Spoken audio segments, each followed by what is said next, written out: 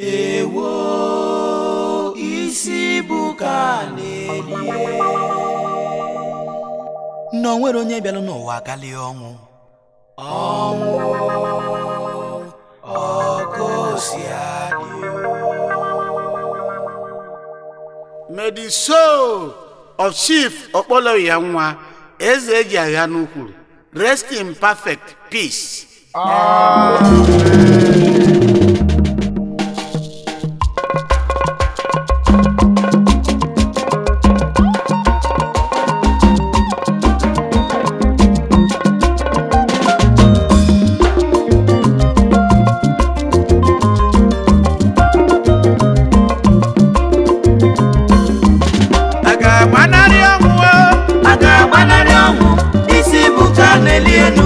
Onye meliki yona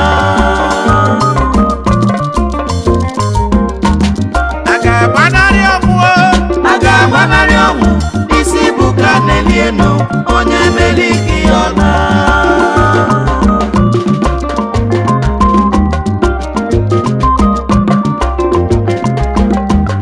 ọ bụgala eziokwu na ọnwa ebuka Okpole Uyanwa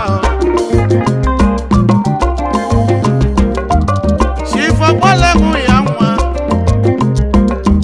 eze ji agha n'ukwu anyị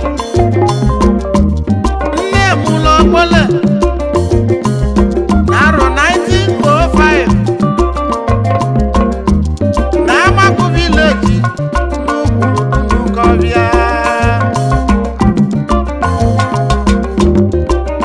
ya bụ Okpole toro ogologo. Okpole malụ mma nwoke, Okpole dị ike aka, Okpole siri ike mmadụ iwe ji abụ dimkpa ugo.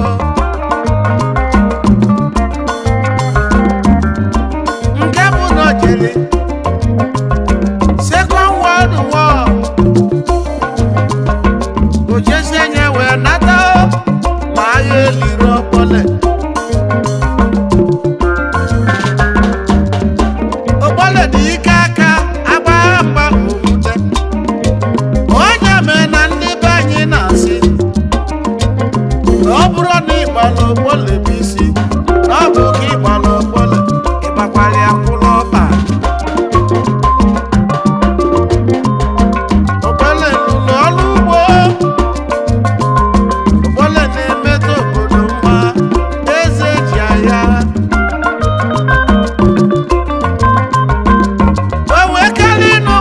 wee jebe ọra maka etiti wee lụsie n'ụta n'ụdụ egwu ọra eke nwanyị ọma. Okpole malụ mma, ụdụ egwu malụ mma, ajụjụ Morocco na ajụjụ Igbo onwelu kaba ga-esi mezie misteki wee mụta onye jọrọ njọ. Ịgụnye ka Chukwu ji gozie Okpole. Okpole bụ ọtọchara n'Ukọbịa maka ezigbo omume na-eme ka Chukwu ji lochiri ọtụtụ wee chinye Okpole. Ada izizi ya bụ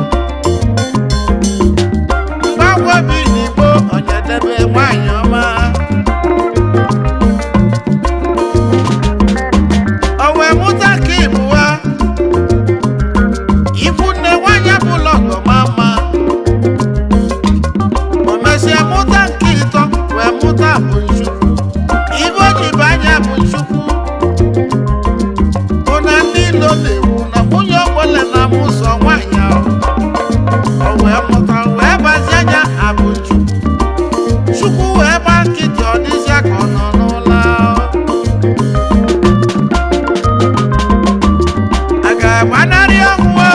Agagbanarị ọnwụ isi buka n'elienu onye meliki yona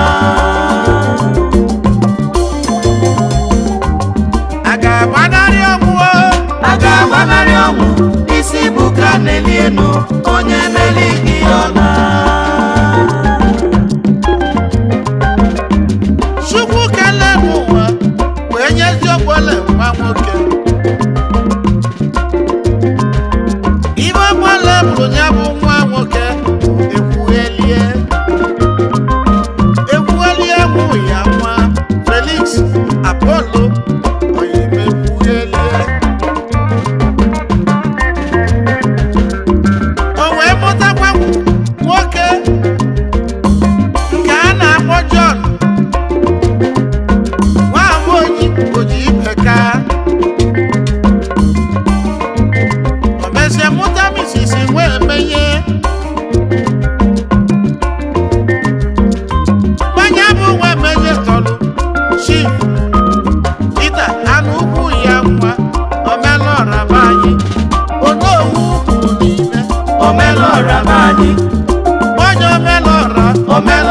enyi kpọnwa oyimo omelora omelọra bụ enyi kpọnwa onye bụ omelora omelọra bụ enyi kpọnwa ọka ọbụla udo omelọra bụ enyi kpọnwa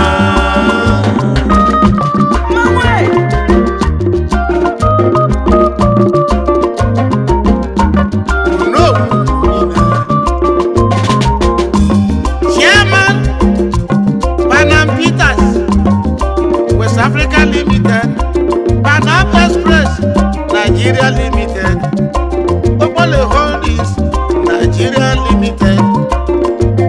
Okele n'ụmụahịa wee jebe Ọka, wee nụta Chief Mrs. Elizabeth Chizoba. Chizoba nwunye Uyanwa, ọ dị be eze nwanyị ọma o, Adaeze ebe ọsọ.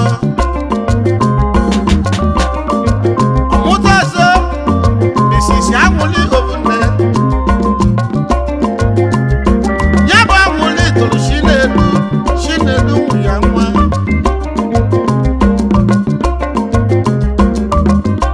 ụmụ Okpole mụrụ na ba karịla akarịa Emeka Uyanwa Okpole Uyanwa anyị ga na-elozozi Mr. Augustine Uyanwa okwu dị Kalimbo Mr. Paul Uyanwa Mr. Nwabocha Uyanwa Onyeka Uyanwa Emeka Uyanwa Ụka Uyanwa ndị bụ Okpole Meri Uyanwa ndị bụ Okpole onye nwe Uyanwa ndị bụ Okpole Chukwudị Uyanwa ndị bụ Okpole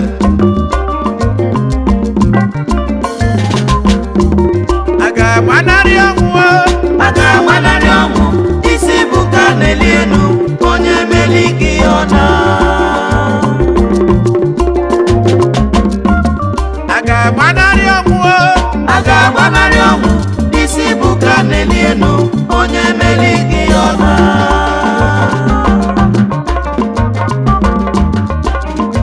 His Royal Highness Igwe Timothy Chukadibia Tapo Eze Ukwu Ugwuruba anyị Igwe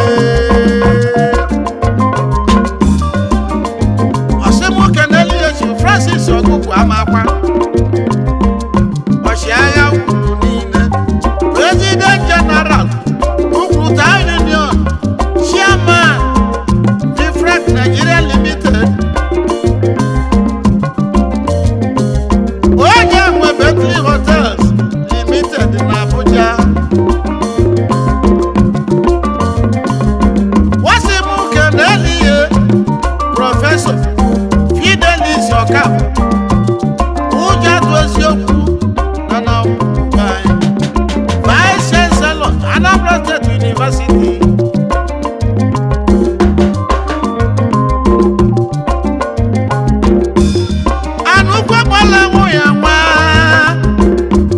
Osimuke Nelie Fabian Nwora egbe ike n'Ọsụmenyi Oyimuchikeluba ndị Igbo niile Chairman Efa Properties Nigeria Limited Chairman Top Rank Hotels Nigeria Limited Wasimuke Nelie Jemeni ọnwa na-eti ile ọha n'ọkụ Chairman Leto Aluminium PLC Nigeria Wasimuke Nelie Chief Mike Nwakalo Omelọra Tejabo Omelọra n'oyi na Ọmambala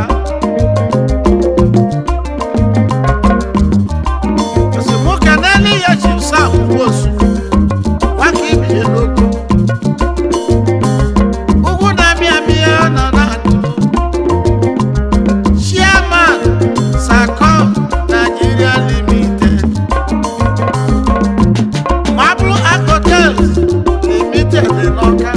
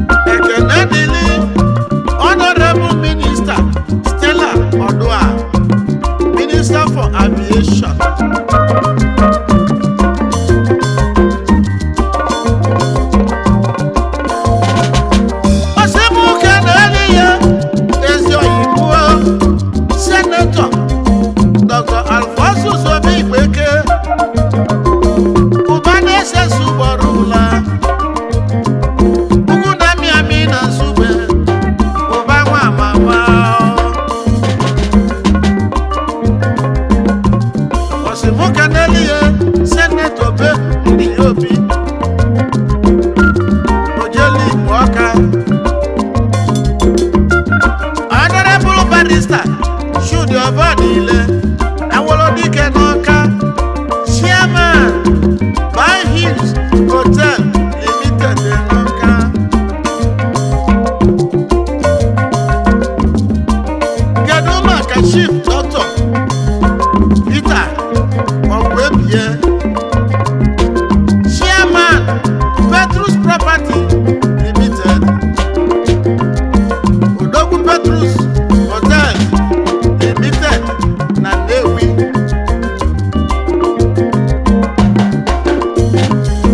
Osimuka Nelie, Senator Aniya Okonkwo, Akuneche Ibe n'Ojo Tony Emiri. Ekene dị lọyi mụ Chifu Mike Ozigbo, Nwashi na-emelu.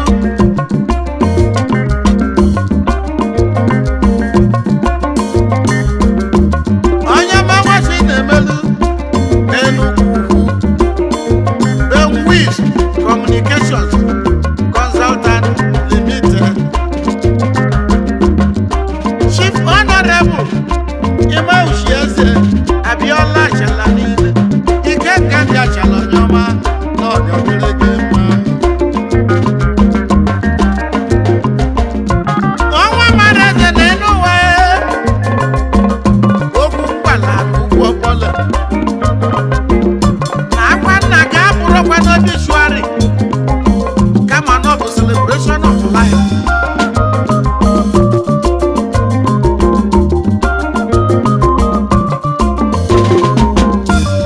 A ga-agbanarị ọnwụ o. a ga-agbanarị ọnwụ isi bụ ka na-eli enu onye meli gị ọna. Osimuka Nelie, Chief Emmanuel Ude, Owelabaga na Ebotete, Oyiọma na-enye adịghị. Keduzi maka Chief Christian Nwok, Omeka Ọdịmma na Nnewi, Chairman, Con West Africa Limited. Ibe Menezi Oyibo, Barrister Mike Nkwọcha, Agụiyi n'Enugu, Ebube Agụ,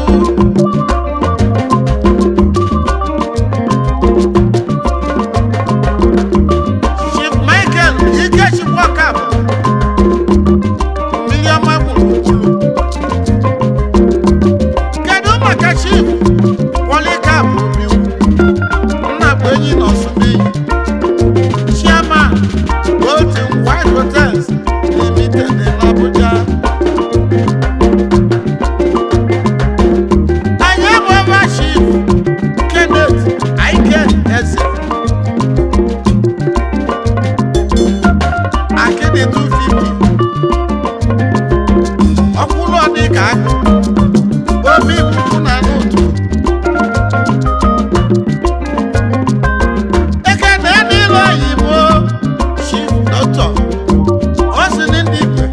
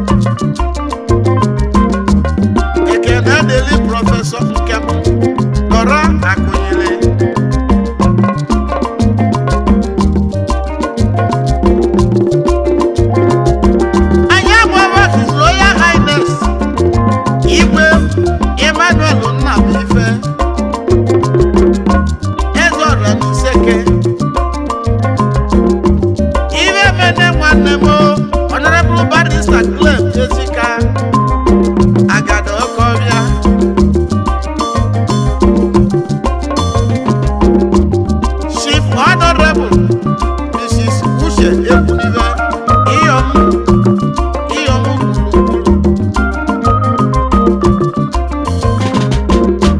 ezi oyibo ka nna mmanụ ochifu Ngozi Nwọbagụ Omelora n'ise Ngozi Nwọbagụ Omelora n'ise Ngozi Nwọbagụ Omelora n'ise Royal Highness Igwe Austin Nwankwo ọnwa na-etili ọra n'isi agụ Honorable Tony Nwoye Ayaka Zube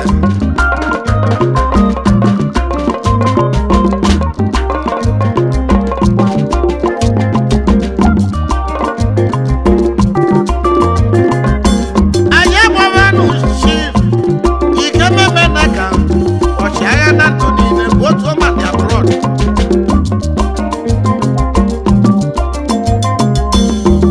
Benjamin Aike Nwanegbo ike anyị chukwu n'ukwu ikuku ọma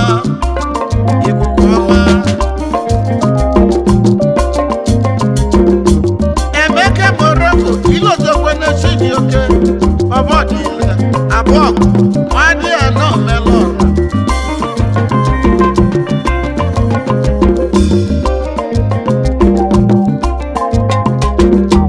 Innocent Ozua Inomobil Nwachukwu Oreke ọzọ nze nne ya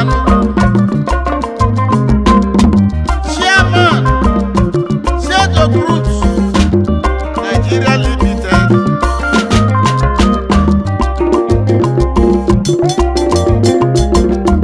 okwu gwala n'ụkwụ gbala mụ ya nwa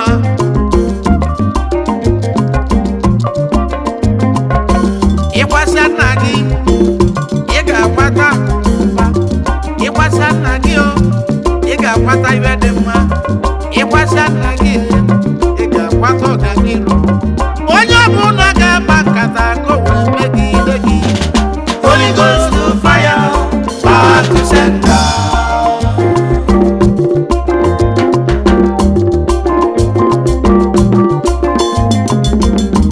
ndị niile bịala gwa nna gị onye ọbụla ga-analịlị n'udo onye ọbụla ga-eje n'udo onye ọbụla ga-ana n'udo onye ọbụla ga-agba nkata ka o wee megide m Holy Ghost to fire power to sender a ga-agbanarị ọnwụ a ga-agbanarị ọnwụ isi bụ ka n'eli enu onye emeli gị ọna enu ụwa bụ olili onye emeli gị ọna enu ụwa bụ olili onye emeli gị ọna onye nọsịa n'ọga